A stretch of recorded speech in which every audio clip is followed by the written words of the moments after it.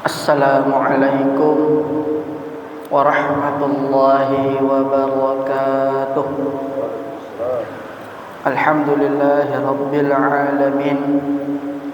Hamdan katsiran thayyiban mubarakan fihi. Wa usalli wa usallim ala nabiyyina Muhammadin wa ala alihi wa ashabihi ajma'in. والتابعين ومن تبعهم بإحسان إلى يوم الدين. Bapak Ibu jamaah salat zuhur Masjid Taqwa Muhammadiyah Sumbar, rahimani wa rahimakumullah. Selalu kita mengucapkan puji dan syukur kita kepada Allah yang telah melimpahkan begitu banyak nikmatnya, karunia-Nya pada kita semua. Di antara bentuk nikmatnya Allah berikan kepada kita, Allah lapangkan langkah kaki kita untuk bisa hadir di masjid yang kita cintai ini dalam rangka at-taqarrub ila Allah, mendekatkan diri kepada Allah, dan begitu pula memakmurkan masjid Allah Subhanahu wa taala. Kemudian salawat dan salam tidak lupa pula kita panjatkan, kita berikan buat junjungan Nabi kita Muhammad sallallahu alaihi wasallam. Semoga salawat yang kita lafazkan setiap harinya bisa menjadikan syafaat atau penolong bagi kita pada hari kiamat nanti. Amin ya rabbal alamin. Bapak Ibu kaum muslimin jamaah salat zuhur Masjid Taqwa Muhammadiyah Sumbar, kajian kita pada siang hari ini kita akan membahas surat At-Taubah ayat ke-18. Di sini Allah berfirman, A'udzu billahi minasyaitonir rajim.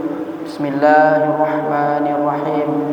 Innama ya'muru masajidallahi man amana billahi wal yawmil akhir wa aqamas shalah wa ataz zakah wa lam yakhsha illa Allah fa'asa ulaika ay yakunu minal muhtadin. Allah Subhanahu wa taala mengatakan, innama ya'muru masajidallah, sesungguhnya yang memakmurkan masjid Allah. Kaum muslimin yang dirahmati Allah, di sini kita melihat lafaz innama di dalam kaidah bahasa Arab. Innama itu berfungsi sebagai tufidu al-hasar, yang maknanya adalah terbatas atau membatasi. Maka ketika kita melihat kepada terjemahan, diterjemahkan maknanya innama, sesungguhnya atau hanya. Jadi hanya ya'muru masajidallahi. Jadi orang-orang yang memakmurkan masjid Allah itu siapa? Sebelum kita melihat membahas orang-orang yang akan memakmurkan masjid Allah, di sini kita akan melihat kalimat ya'muru yang berasal dari kata imarah, yang artinya adalah memakmurkan. Siapa yang dimaksud dengan memakmurkan tersebut dan apa bentuk dari memakmurkan tersebut? Di sini ulama tafsir berbeda pendapat, Bapak Ibu yang dirahmati Allah. Ada yang mengatakan imaratul masjid min haitsu al-hissiyah. Ada yang mengatakan yaitu memakmurkan masjid itu dari sisi hissiyah. Maksudnya adalah fisiknya, yaitu membangun masjid itu tersendiri, merenovasinya jika ada dapat mendapatkan kerusakan di dalam masjid tersebut, maka diperbaiki atau direnovasi. Itu maksud dengan hissiyah. Kemudian juga bisa berdonasi, berinfak untuk kelangsungan masjid tersebut. Ini disebut dengan imaratul hissiyah, yaitu memakmurkan masjid dari sisi fisiknya. Kemudian yang kedua, sebagian ulama mengatakan ada yang disebut al-imaratu al-ma'nawiyah. yang artinya adalah memakmurkan masjid dari sisi maknawi.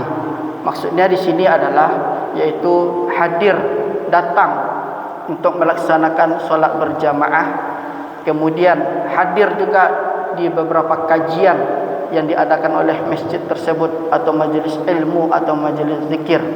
Kemudian duduk di masjid sambil membaca Al-Quran dan berzikir kepada Allah Subhanahu wa taala. Itu dimaksud dengan al-imaratu al-ma'nawiyah, yaitu memakmurkan masjid secara maknawi. Kemudian yang ketiga, kaum muslimin yang dirahmati Allah, ada yang mentafsirkan yastashmulu al-amrain, yaitu memakmurkan masjid Allah itu meliputi dua perkara, baik itu secara hissiyah, fisiknya, begitu pula dengan maknawiyah, yang sebagaimana yang sudah kita sebutkan tadi. Dan ini adalah bentuk di antara kita memakmurkan masjid Allah Subhanahu wa taala.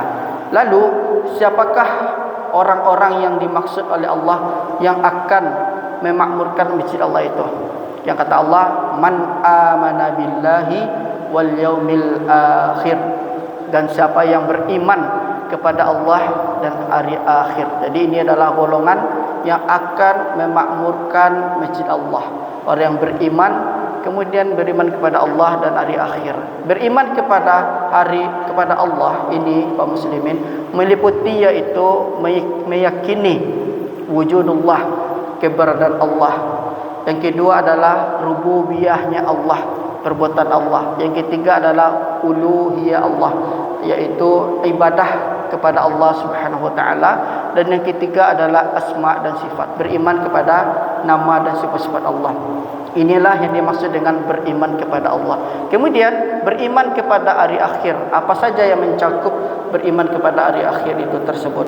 Sebagaimana yang dikatakan oleh Syekhul Islam Ibn Taimiyah rahimahullah, beliau mengatakan orang yang dimaksud dengan beriman kepada hari akhirat itu adalah mengimani setiap apa yang dikhabarkan oleh Allah dan Rasulnya, termasuk yaitu mengimani adanya azab kubur, mengimani adanya fitnah kubur, mengimani ada yang di dalamnya yaitu kenikmatan dan azab di dalam kubur tersebut. Maka ini termasuk meliputi bagian dari beriman kepada hari akhir. Kemudian golongan yang berikutnya, ya ma'syarul muslimin, yang akan memakmurkan masjid Allah, yaitu wa aqamas shalah wa ataz zakah, dan yang menegakkan solat dan yang menunaikan zakat. Kaum muslimin yang dirahmati Allah, menegakkan solat itu ada dua maknanya yang disampaikan oleh sebagian para ulama kita.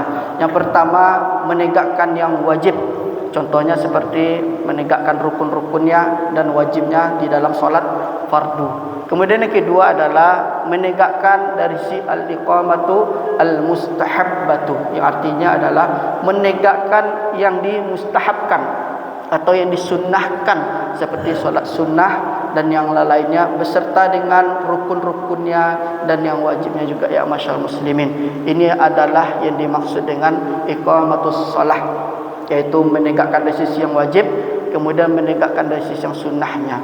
Lalu Allah Subhanahu wa taala mengatakan siapa lagi orang yang akan memakmurkan masjid Allah, yaitu wa ataz zakah, dan yang menunaikan zakat. Apa korelasi hubungannya? Mungkin kita melihat di dalam ayat kita jumpai selalu disandingkan iqamatus shalah wa itauz zakah, menegakkan solat dan menunaikan zakat.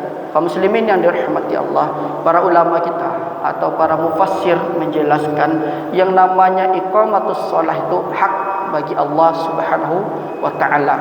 Sedangkan itauz zakah adalah hak bagi makhluk atau bagi manusia. Jadi bagi siapa yang menunaikan haknya makhluk, haknya manusia, yaitu dengan menunaikan zakat, berarti secara otomatis mereka itu telah menunaikan hak Allah Subhanahu wa taala. Lalu golongan yang berikutnya, siapa orang yang akan menunaikan atau yang memakmurkan masjid Allah?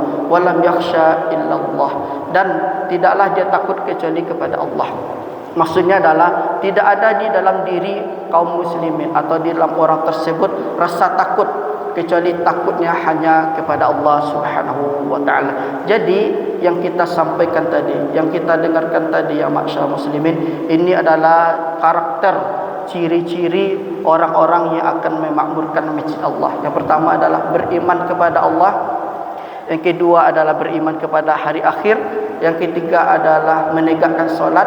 Yang keempat adalah menunaikan zakat. Yang kelima adalah orang yang takut kecuali hanya kepada Allah Subhanahu wa taala. Mungkin itu saja yang dapat disampaikan, semoga ada manfaatnya. Kita tutup dengan doa kafaratul majlis. Subhanakallahumma bihamdika asyhadu an la ilaha illa anta astaghfiruka wa atubu ilaik. Assalamualaikum warahmatullahi wabarakatuh.